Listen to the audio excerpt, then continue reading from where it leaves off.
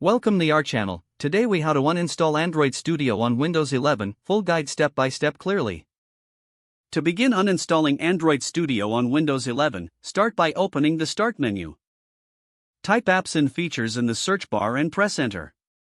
In the Apps and Features settings, scroll down to find Android Studio in the list of installed applications. Click on Android Studio to reveal the Uninstall option.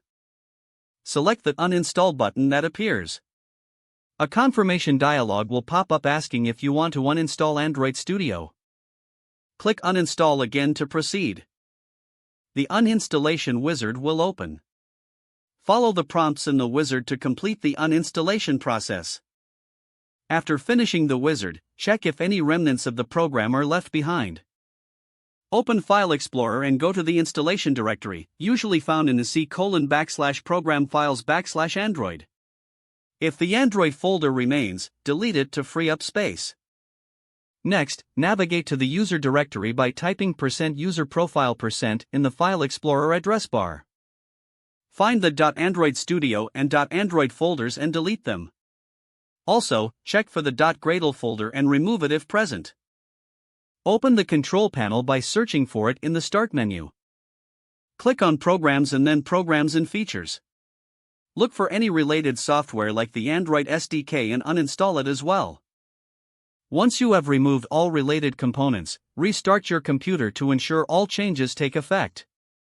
After rebooting, you can verify that Android Studio has been fully uninstalled by searching for it in the Start menu again.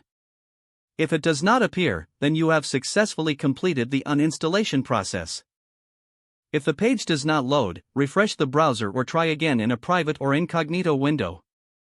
Make sure you are using the correct email address, then retype it carefully to avoid small typos. If your password is not accepted, use the reset option and create a new strong password you can remember.